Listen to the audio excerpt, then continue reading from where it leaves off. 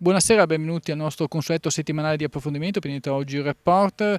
Andiamo in onda questa sera in una zona a rischio allagamenti. Siamo nel nord-est d'Italia, precisamente nel Veneziano, giusto per rimanere in tema con Refrontolo, questo caso, questa enorme tragedia che ha fatto parlare tutta Italia e non solo. Qui accanto a me, lo avete già riconosciuto, è Fabrizio Zabeo, che è rappresentante del Comitato Allagati dell'Interveneziano, più precisamente del rappresentante del comitato di Fabro Veneto. Siamo a pochi chilometri dalla laguna di Venezia. Dunque, prima di entrare nel vivo della trasmissione, io direi di dare la linea alla regia a Venezia per un contributo, cioè vediamo un po' di ricostruire cosa è successo a Refrontolo, estrapolando alcune sequenze dall'edizione straordinaria di Pianeta Oggi TV. Vediamo insieme.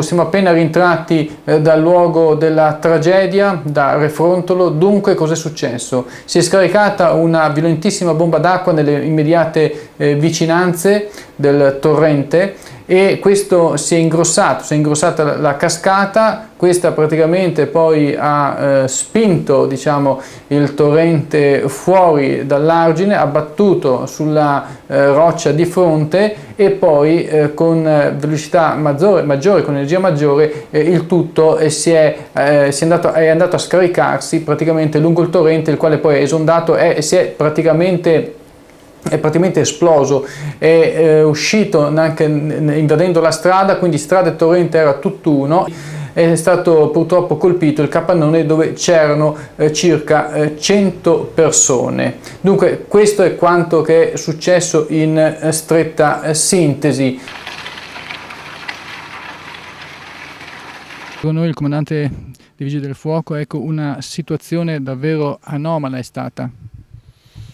Sì, è stata una situazione anomala, certamente un evento eccezionale, un'intensità di pioggia in un luogo molto, molto circoscritto. Questa, diciamo, la causa principale, diciamo, di questa tragedia. Ecco, la gente non era neanche preparata, cioè si è trovata con quest'acqua e fango arrivare addosso, non sapeva nemmeno cosa fare, cosa decidere.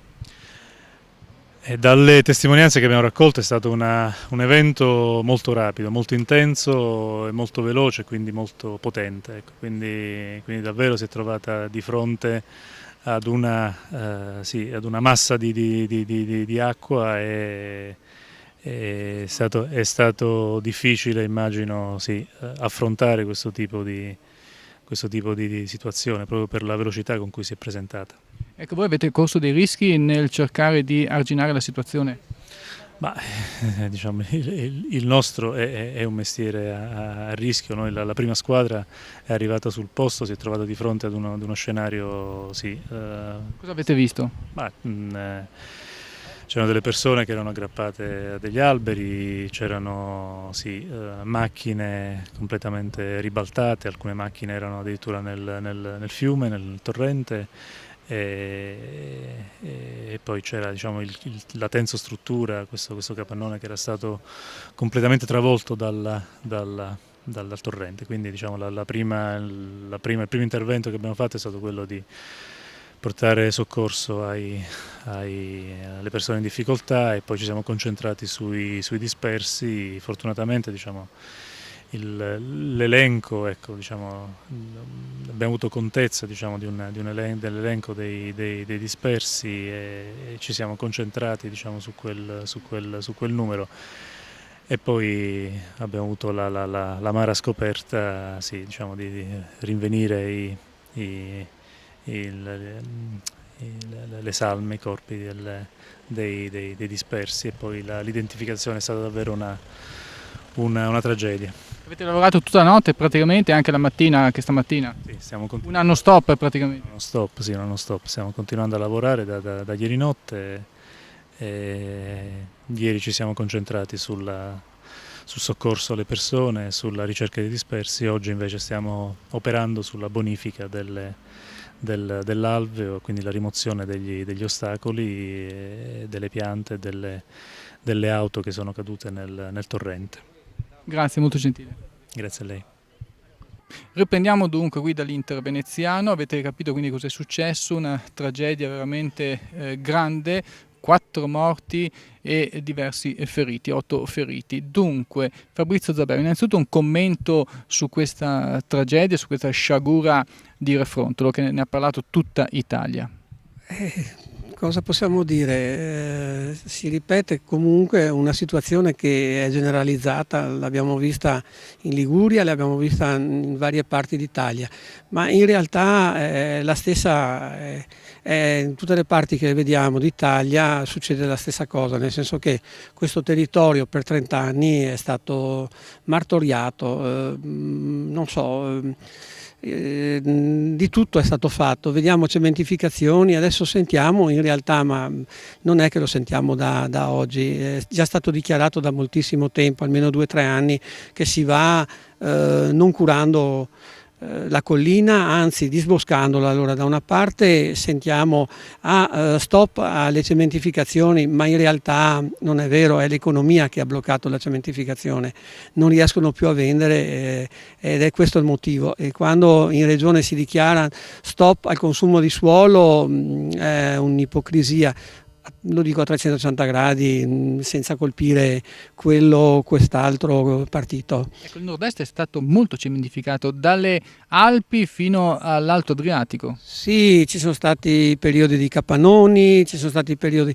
Ecco, adesso vediamo la collina incolta, nel senso tenuta malissimo per anni, senza investire nemmeno, ecco il solito discorso, senza investire in manutenzione, perché noi italiani purtroppo siamo specialisti del non far manutenzione. Ecco, pensiamo sempre che le cose vadano così senza poter mantenere. Sono spariti i fossati, e fossati anche pieni di robaccia, di legname buttato via così, anche di rifiuti, insomma. Sì, vediamo che comunque il comportamento è lo stesso, sia in pianura che in collina. In pianura a noi sono spariti i fossati, tutta la rete secondaria, quella che in realtà quando ci sono queste bombe d'acqua adesso, certamente non è un'invenzione, lo vediamo con mano che il tempo è cambiato. Ecco. Questi fortissimi nubifragi che si scaricano anche 5-6 temporali, come per esempio nel 2007. Ecco, non a caso ti ho voluto qui in trasmissione quest'oggi, perché proprio tu hai, come dire, vissuto, diciamo, un pericolo di questo tipo, cioè un allagamento enorme che c'è stato quella mattina del 2007 a settembre, poi mi dirai meglio il giorno che più precisamente. Il 26 settembre del 2007 abbiamo avuto un enorme allagamento, va bene, in tutta la zona Mestre Venezia, va bene. Quante famiglie sono andate sott'acqua? Ecco, lì sono state colpite 6.500 famiglie, sto parlando 6.500 famiglie. Siamo stati fortunati, non c'è stato, va bene, nessuna vittima, però lo sappiamo che siamo stati molto fortunati, dobbiamo ringraziare il cielo nel senso proprio della parola, dei non morti noi, perché 6.500 famiglie, pensando a scantinati, a garage sotterranei, va bene, dove l'acqua velocemente era arrivata e ha invaso, va bene, scantinati e sottopassi e altre cose, e pertanto possiamo ringraziare il cielo Ecco. Che nessuno si trovasse lì in quel momento, per esempio. Sì, e poi vorrei anche sottolineare un'altra cosa, ringraziando il cielo, che in ogni caso tutti questi fenomeni poi si dice è madre natura, ecco, che li crea. No. Bisogna vedere madre natura poi cosa trova nel territorio. Esatto, non si può non investire, non si può far sparire fossi, non si può non far manutenzione alle colline, anzi disboscando. Un conto è mettere una vite, un vigneto che non ha radici praticamente, pensate voi, e un conto è eliminare, va bene, un bosco, un qualcosa, va bene, che ha radici profonde più o meno e tiene, ma soprattutto anche se pensiamo bene, in collina l'acqua trattiene, il bosco trattiene l'acqua, mentre un vigneto anche in zona collinare è come dire un campo da golf, nel senso di dire l'acqua va giù, scende velocemente e corrode giorno dopo giorno. Quello che non riesco a capire è come si può fare questo tipo di manutenzione, di operazioni, va bene, senza consultare geologi o altre cose.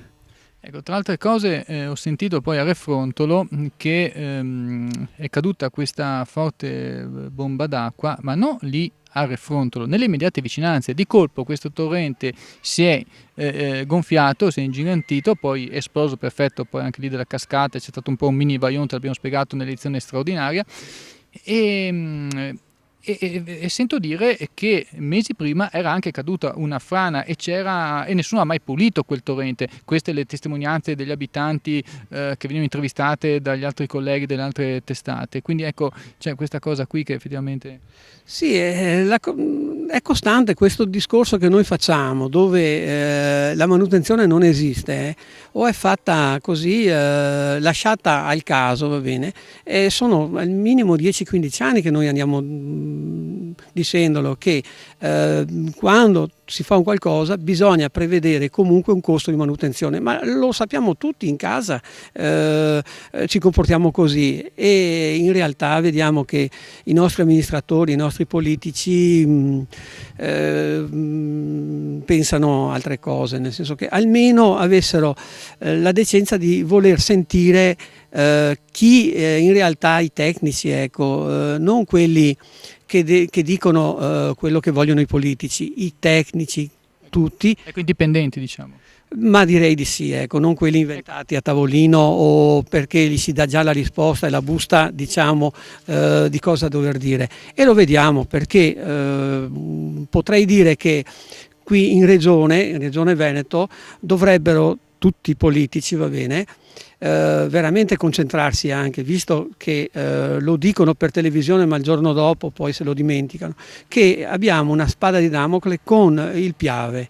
Ecco, prima di arrivare al Piave volevo un attimino informare i telespettatori che noi siamo proprio qui nello stesso punto di quel pomeriggio del 2007 che era praticamente un lago, cioè qui la zona qui era diventata un lago e infatti la strada che vedete alle nostre spalle, che adesso la vedete inquadrata qui dove sono parcheggiate le macchine, l'acqua arrivava molto molto alta. A casa tua ho visto che tu abiti poco più avanti, a destra, ecco, arrivava a sfiorare il tavolo di cucina.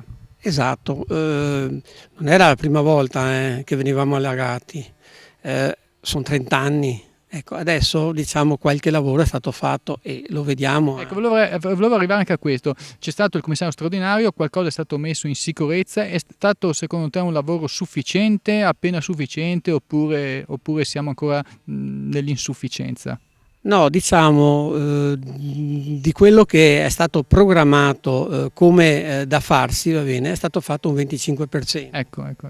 Tenendo conto comunque che siamo partiti dal 2007 e dopo 7 anni quel 20% è diventato un po' meno perché intanto un po' di cementificazione, un po' di manutenzione non fatta, fossi che spariscono dal dì alla notte, va bene, ne sono avvenute nonostante ci fosse un commissario. Ecco. Io ricordo tra altre cose che tu, sono proprio io testimone, che hai sacrificato proprio non so quanti sabati e domenica io a seguito con te per monitorare tutta la zona per cercare poi di garantire anche un certo controllo del territorio ai tuoi, diciamo, allagati, ecco. E tu sei il rappresentante di questo comitato. Sì, infatti voglio tornare anche perché ci sono belle differenze dove ci sono degli allagamenti o delle alluvioni che sicuramente causano vittime, e lì è per quello che dico, come si fa in regione a non tener conto di quello? Torno a un argomento molto serio e dico il Piave nel 66, va bene,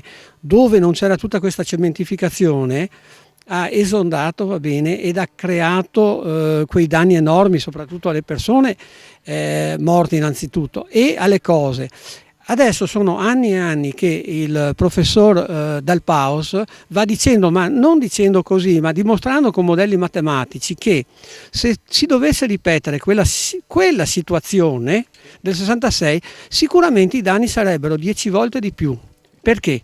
Per tutte le cementificazioni che sono state fatte. Allora io non capisco come la regione con questi, diciamo, fatti che continuano a succedere, vediamo nel Vicentino, vediamo nel Padovano, vediamo adesso qui nel Trevigiano. L'altro giorno a Verona addirittura. Esattamente. Verona, Brescia, c'è da Brescia fino a Padova. Come non può prendere seriamente in esame ciò che sta dicendo Dal Paus, dove afferma che in ogni caso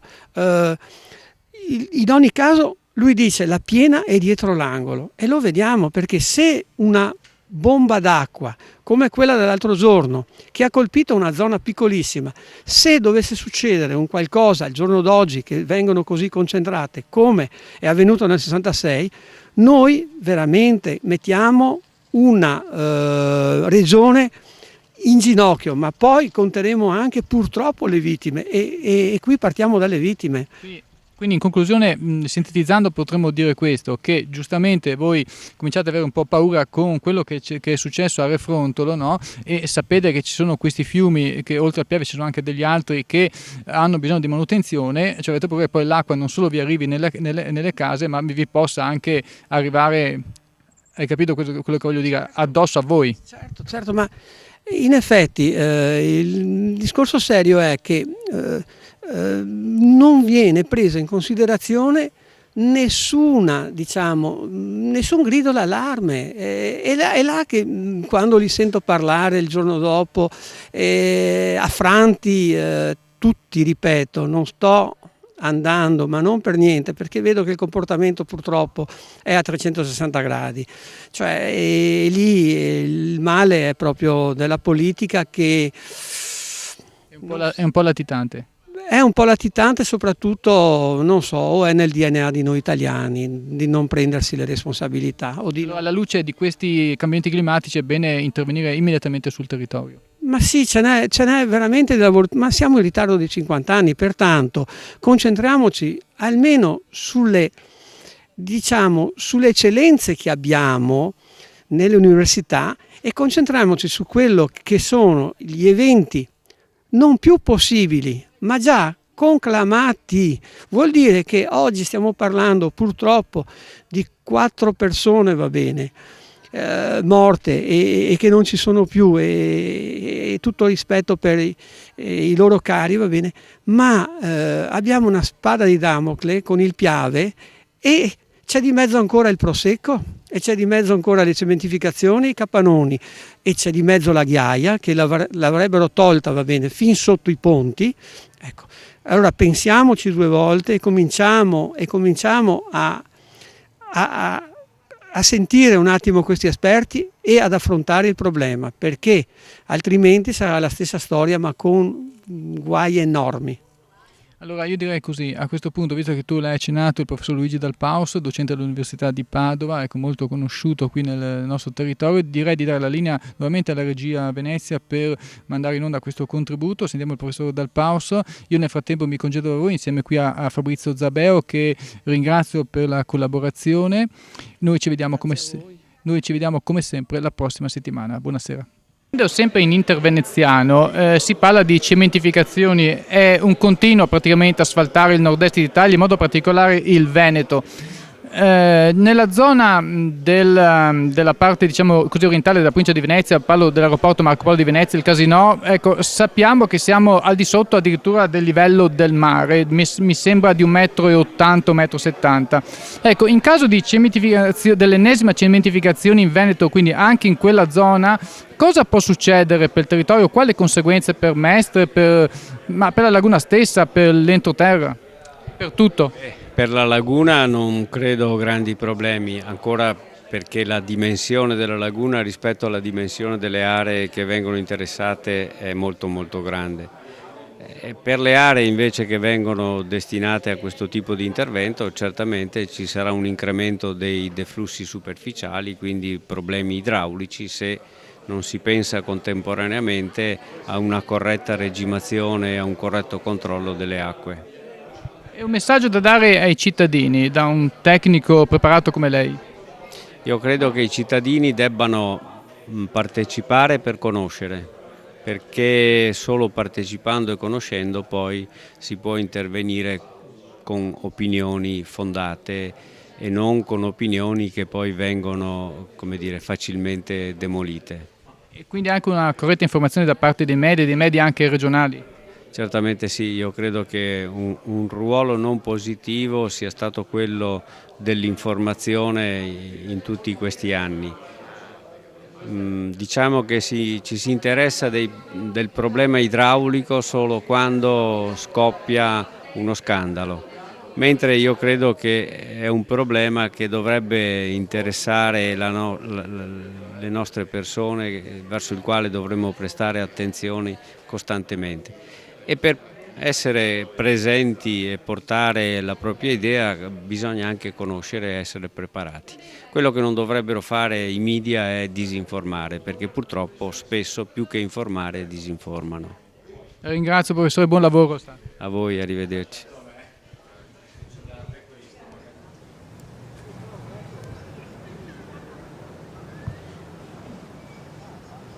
Posso essere da solo, 570 email in un anno, bisogna che sedemo da fare ragazzi, perché sennò dopo davanti alla televisione fermi bisogna che sedemo da fare, perché va sempre peso.